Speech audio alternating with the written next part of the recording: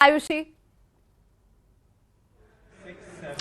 बिल्कुल हिना, देखिए जिस तरीके से अगर हम पश्चिम बंगाल की बात कर ले तो सभी की नजरें उसी पर टिकी हुई हैं और पश्चिम बंगाल में कभी बीजेपी आगे और कभी जो है टीएमसी, तो 100 का बहुमत भी पार कर चुकी है और सबकी नजरें उसी पर टिकी हुई हैं। लेकिन देखिए कई तरीके के जो दावे किए गए, कई तरीके की जो योजनाएं चलाई गई, अब देखा होगा क्योंकि 80 से 90% दोनों फेज में जो वोटिंग हुई आपने देखा होगा ये आंकड़ा निकल करके सामने आया है और ये आंकड़ा चौंकाने वाला भी है। अब देखना बड़ा दिलचस्प होगा कि वहां पर बनती किसकी सरकार है। क्या वहां पर जब ग्राउंड रिपोर्ट जब हम लोग देख रहे थे और वहां से जो तस्वीरें निकल करके सामने आ रही थी, बड़ी संख्या में लोग मतदान करने के लिए पहुंचे थे देश के अलग अलग हिस्सों से। आप सोचिए पश्चिम बंगाल में लोग वोट डालने के लिए पहुंचे थे। अब आपको बता देते हैं क्योंकि अब देखना बड़ा दिलचस्प होगा, क्या चौथी बार ममता बनर्जी सीएम बनती हैं या बीजेपी वहां पर इतिहास रचती है, क्योंकि अभी तक पश्चिम बंगाल में बीजेपी ने सरकार नहीं बनाई है और पूरी जोर एड़ी चोटी का जोर वहां पर लगाया गया। आपने तस्वीरें देखी होंगी, एक बार आपको अपडेट दे देते हैं क्योंकि हमारे पास रिजल्ट हब लाइव से लगातार जो अपडेट आ रही है। बताइएगा कौन सी हॉट सीटें हैं और कौन कहां पर आगे बढ़त बनाया हुआ है।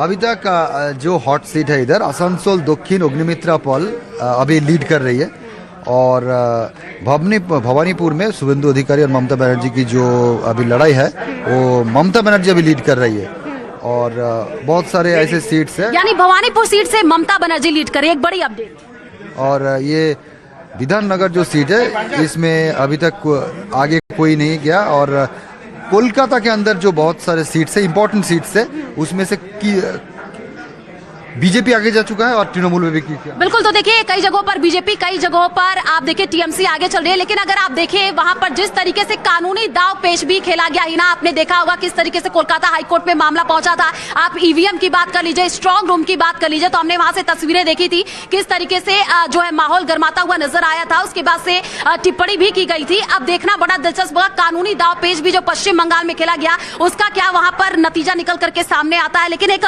बड़ी जानकारी आपको असम से देना चाहेंगे क्योंकि असम में हमने देखा साफ तौर पर जो पहले भी हमने एग्जिट पोल दिखाया था वहां पर भी बीजेपी को बहुमत मिलती हो। लेकिन अब देखना होगा क्या असम में जो हेमंत बिस्वा वो हैट्रिक लगाते हैं और बहुमत की और बढ़ते हुए बीजेपी असम में दिखाई दे रही है। एक बार फिर से आपसे अपडेट देते हैं, असम की जानकारी दीजिएगा और कुछ हॉट सीटें बताइएगा कौन कहां पर आगे चल रहा है। हाँ, वो तो अभी दिख रहा है कि 80 सीट में बीजेपी प्लस एनडीए का लीडिंग शुरू हो गया है और जो विरोधी का 3 नेता है, श्री गोगोई बोल के वहाँ पर बोलते हैं कि जो एपीसीसी का प्रेसिडेंट है गौरव गोगोई, अभी वो पीछे है और जो राइजर डोल बोल के है उनका जो पहले का विधायक था अखिल गोगोई वो भी पीछे है और लुरिनज्योति गोगोई जो असम जातीय परिषद का सभापति है वो भी पीछे है। जो विरोधी का 3 दिग्गज नेता है तीनों अभी पीछे चल रहा है जो पोस्टल बैलेट के अभी काउंटिंग। आपको क्या लगता है कि वहां पर कौन से मुद्दे चले होंगे, आपसे ये जानना चाहेंगे क्योंकि लगातार जो अपडेट निकल करके सामने आ रही है और कौन सी सीटों पर कौन बढ़त बनाए हुए है